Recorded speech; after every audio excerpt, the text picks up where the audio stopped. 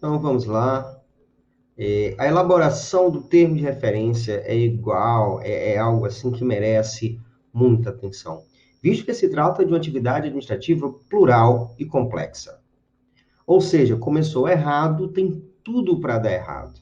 Então, se eu partir do princípio que atualmente o termo de referência é o documento base das licitações, visto que a modalidade pregão predomina, dentre outras, na prática, este materializa realmente o planejamento das aquisições em determinado órgão. Alguns autores até consideram o código genético da licitação e do contrato, estudos técnicos preliminares para caracterizar o objeto da licitação. Ele propicia maior segurança para aqueles que, diretamente responsáveis pelas contratações públicas, estabelecendo a conexão entre o plano de aquisições e a contratação propriamente dita. Tá? Eu preciso compreender também que uma consequência positiva quando se elabora um termo de referência completo e consistente é que este acaba servindo para atrair bons fornecedores.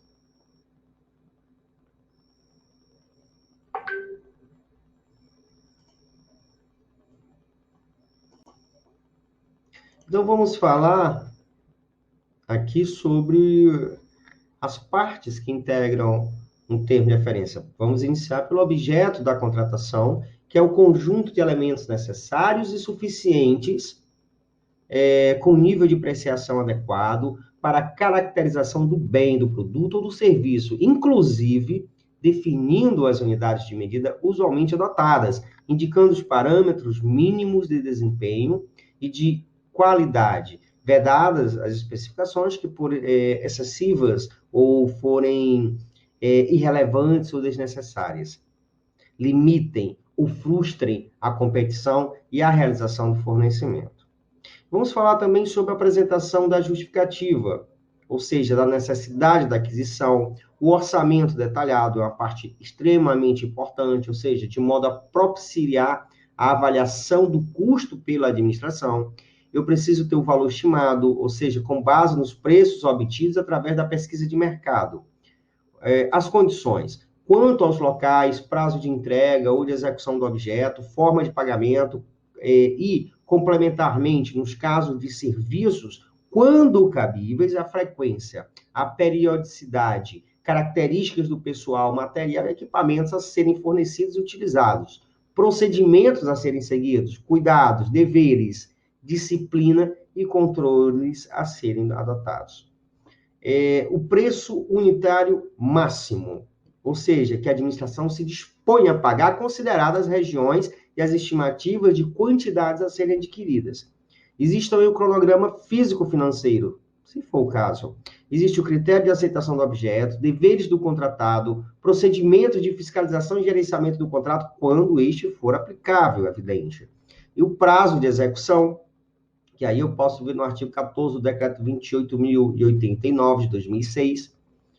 Então, além de ser um documento norteador das aquisições, contratações, podemos dizer que o termo de referência tem outras funções. Por exemplo, a de demonstrar as necessidades da administração, permitir a correta elaboração da proposta pelo licitante, tornar viável a execução do objeto, ou seja, já determinando as diretrizes, viabilizar a competitividade, privilegiando o princípio da isonomia. E quinto, evitar aquisições irracionais, ineficientes e desnecessárias.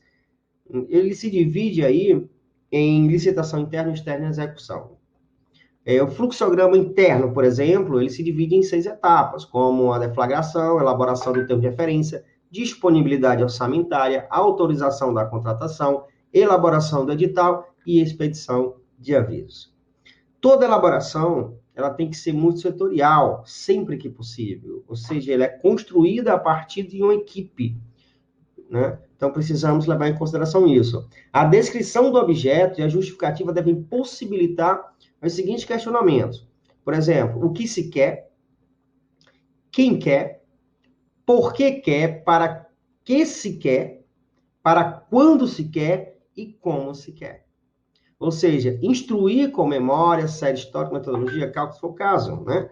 O importante é que não é suficiente alegar como justificativa apenas o atendimento do interesse público, como alguns termos de referências fazem por aí.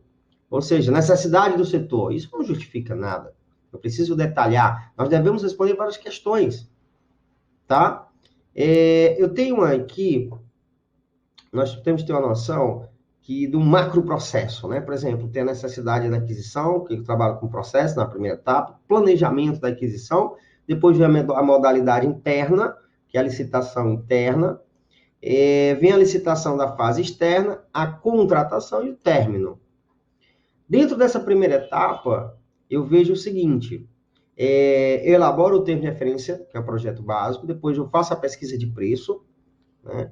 Elaboro o memo, protocolar e encaminhar para a administração, ou seja, para o ordenador da despesa. Aí ele vai autorizar o pedido da solicitação de aquisição. Caso ele não autorize, ele pode não autorizar, ele nos envia novamente, né? E vamos ver se tem alguma alteração a ser feita ou encerra, tá? E passando, ele vai verificar a reserva, próximo passo é verificar a reserva orçamentária, ou seja, se tem orçamento. Se a resposta for não, aí nós vamos providenciar a suplementação orçamentária. A resposta for sim, aí vamos cadastrar a SDL no GEAF. E aí vamos seguir para as próximas etapas. Por exemplo, na licitação da fase interna, como ocorre essa licitação? Primeiro, eu vou analisar o termo de referência do projeto básico, definir a modalidade da licitação. O objeto tem especificação complexa? Essa é uma pergunta básica. Se sim, aí eu posso incluir no edital exigência da amostra do fornecedor.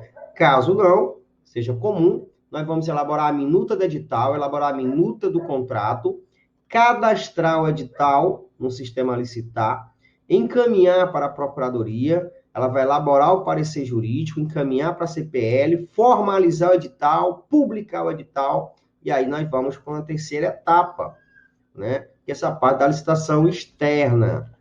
Então, nessa etapa da licitação externa, eu preciso compreender o seguinte: primeiro, cadastrar e atualizar fornecedor. Depois, realizar a sessão de licitação, analisar propostas e documentos de habilitação. Depois, eu vou verificar, tem algum recurso?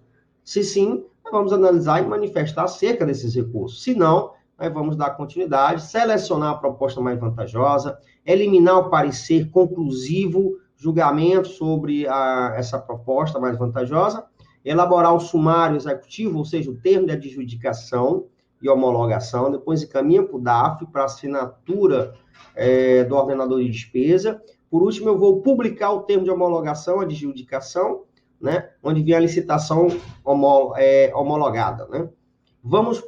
Aí passa-se, né, para outra etapa, que é a contratação. Aí também tem uma sequência. Por exemplo, dentro da contratação, nós vamos comprovar a publicação do DOI, verificar a habilitação jurídica de regularidade fiscal do contrato, elaborar o contrato no termo de credenciamento e portaria de designação do gestor do contrato, convocar o contratado para assinatura, elaborar o extrato do contrato, ou seja, o TC, encaminhar para o DAF com assinatura do ordenador de despesa, cadastrar o contrato, né, no sistema licitar, encaminhar o contrato para ser publicado, depois de ser publicado no DOI, aí a gente finaliza. Porém, nós temos dentro da contratação que comprovar a publicação no DOI, verificar a habilitação jurídica, ou seja, a regularidade fiscal do contrato, elaborar o contrato, o termo de credenciamento, portaria de designação do gestor do contrato, convocar o contratado para assinatura, elaborar o extrato do contrato, encaminhar o DAF com assinatura do ordenador de despesas, cadastrar o contrato no sistema licitar, encaminhar o contrato para publicação e publicar o extrato no DOI.